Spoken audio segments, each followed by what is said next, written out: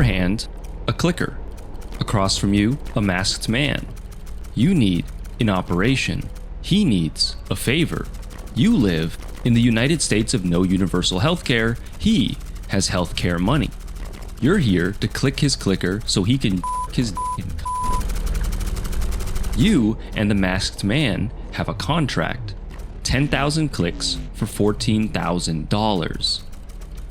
Clickolding, one of 3 Strange Scaffold releases in 2024, is a game about a nasty little Clickold sitting in his Clickold chair watching you click his dirty little clicker. And you do. For as long as you're in this dingy motel room, you'll click.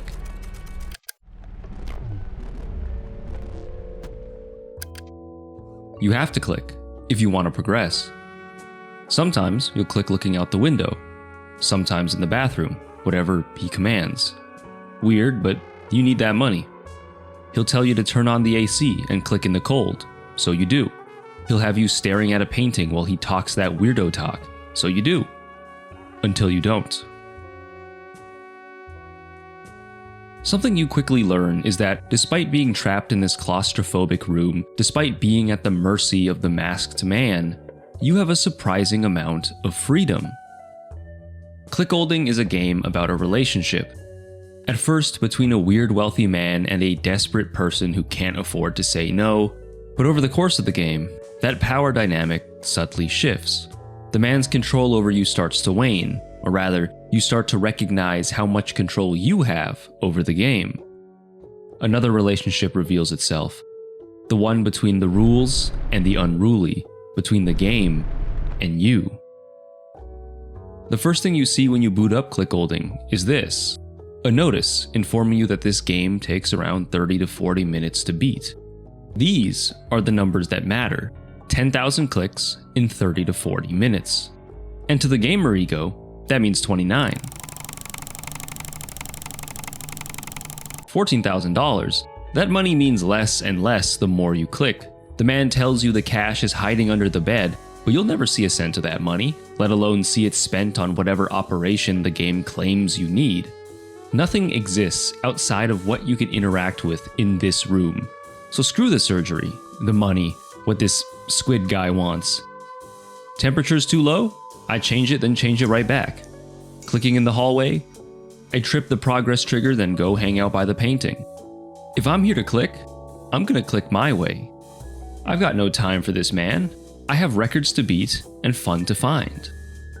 I always think back to this early moment in Half-Life 2. Barney pulls you into a room where he and Dr. Kleiner ambush you with exposition. It's me, Gordon. Barney from Black Mesa. Half-Life 2 really prides itself on keeping the player in control, never stealing the camera away unless absolutely necessary, and that effort led to stuff like this. Under my influence, Gordon Freeman always turns into a kid, bouncing around the room while the adults are talking that serious story talk. You're gonna have to make your own way to Dr. Kleiner's lab. Now replace Barney with the masked man, and replace Freeman with broke man. One could argue, turning the interrogation room into a fidget toy, then setting an important scene in it, is tonal dissonance. Maybe. What's undeniable is that those little pockets for player expression, appropriate or not, add something. There's this undeniable playfulness to the Half-Life games, despite the doom and gloom, and things like this contribute to that. Intentional? Maybe not. But in Clickolding? Yes. Clickolding is an exploration of an interesting idea, and that surreal premise stokes both curiosity and anxiety.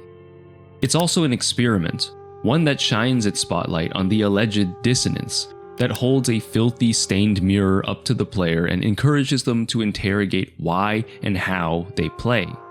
I was clicking away and thinking about how the audience's contract with fiction is such that every audience member will suspend their disbelief for the duration of the experience, embracing this unreality as if it were real. In a game, that contract is similar. When a player steps into the magic circle, they accept that the rules of reality have been superseded by the rules of the magic circle. If you don't follow the rules, there is no game. But the contract with games produces a few extra quirky dynamics.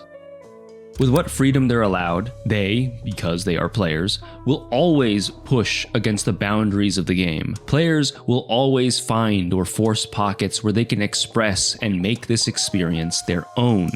That is the spark that gives a lot of games their magic. It's the controlled chaos that makes so much of this medium what it is. On one hand, there's this story of a person making a deal with a Clickold, listening to every instruction and carrying them out without question.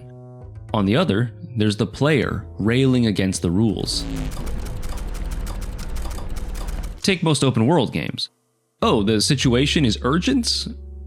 Well, let me do these 10 side quests first.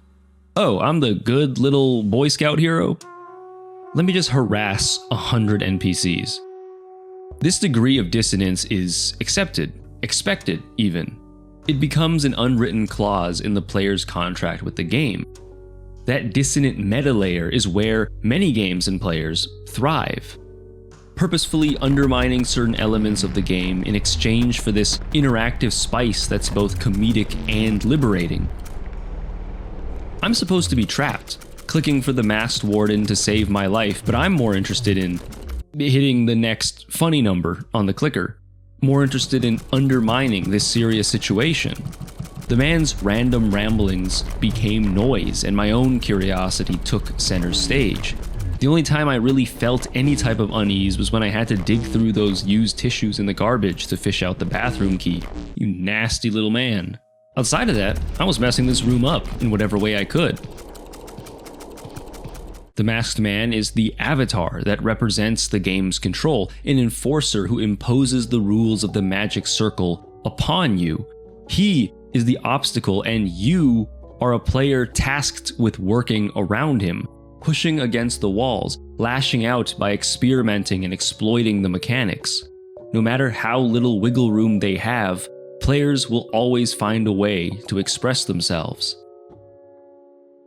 In Understanding Comics, Scott McCloud wrote that anything people don't do for survival or reproduction is art.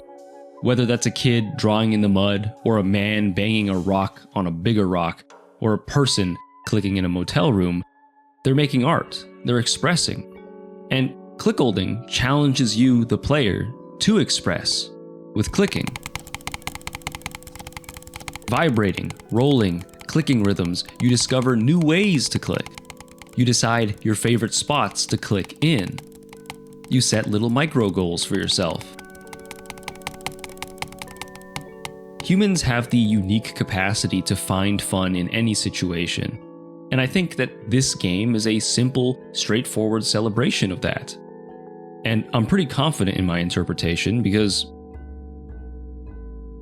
the game has a secret ending which straight up tells you that. After the credits roll, you end up in the room again. If you give the clicker another 1,000 clean ones, you get to meet the man behind the mask. Behind the man behind the mask. You can see I did another 10,000 on my second playthrough because I left my phone on my mouse to click for me while I worked out, and then I came back and got confused. The game lets you hold down left click, so shout out accessibility. Masked Man, the sequel, breaks the fourth wall and addresses the player directly, drawing attention to what you've just spent the last 49 to 60 minutes, according to How Long to Beat, doing. 30 to 40 minutes. Across 2 playthroughs, I expressed, I yawned, I cheated, I got a pump in. I thought a lot about myself, my relationship with games. I basically wrote the script of this video in my head. What I didn't do was think about this dude or his money. That's the power of Clickolding, and I think that's pretty neat for 29 minutes.